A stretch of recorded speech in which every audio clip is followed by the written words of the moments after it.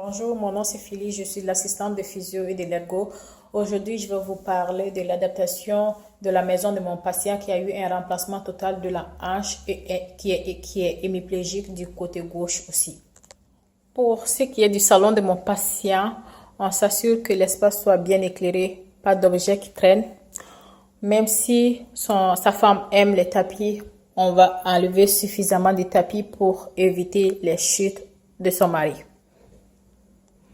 Pour ce qui est de la cuisine, espace bien éclairé, pas d'objets qui traînent aussi par terre, et puis aussi que le sol soit bien sec, pas d'eau par terre, pas d'huile. Pour la cuisine, on peut mettre une chaise, mais une chaise comme celui-là est plus bas, on peut mettre des coussins dedans, et puis qui va être 2 pouces du creux du genou. On peut mettre aussi un tapis antidérapant dans la cuisine. Toutes les choses bien arrangées. On s'assure que tout le temps que la cuisine soit aussi bien éclairée. Pour ce qui est de la salle de bain, l'espace bien éclairé, un tapis antidérapant, un appui-bras en haut de ce mur pour que le monsieur puisse ici, pour qu'il puisse agripper quand il veut se lever ou s'asseoir. Quand il se lave aussi, qu'il s'assure que le rideau de douche n'est pas complètement fermé.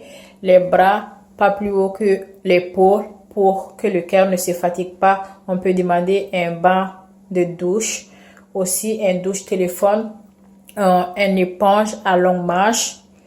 Puis aussi l'espace tout le temps bien éclairé. La salle de bain, la lumière de la salle de bain tout le temps allumée.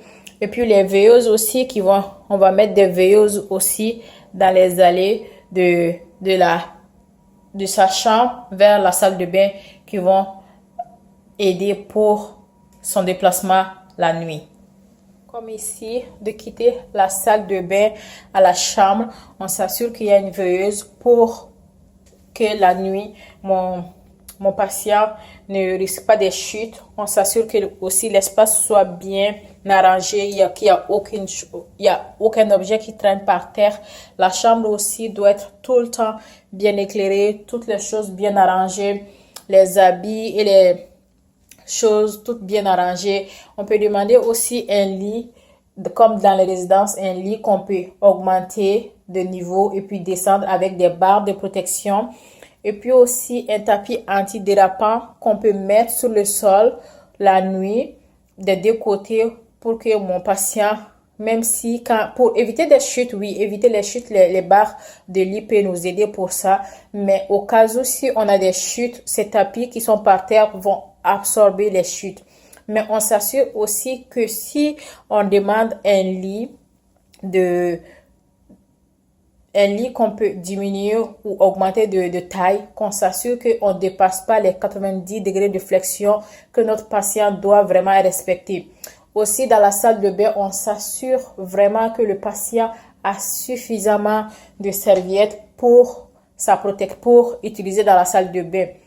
Assez de serviettes pour la douche et puis que toutes ces choses soient bien arrangées à côté, même dans sa chambre aussi. Comme je vous dis, l'espace doit tout le temps bien éclairé, pas de choses qui traînent, des veilleuses dans la chambre et puis dans le corridor jusqu'à se rendre dans la salle de bain la nuit pour tout le temps éviter des chutes.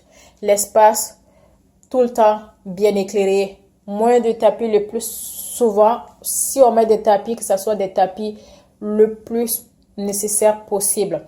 Tapis antidérapant dans la douche, tapis antidérapant dans les bordures de la douche, tapis antidérapant dans le baignoire pour que le patient, quand il se lave, qu'il n'y ait pas de chute.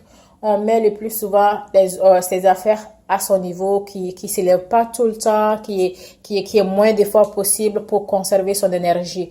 Et puis, pour son quotidien, tout le temps bien arrangé. Merci.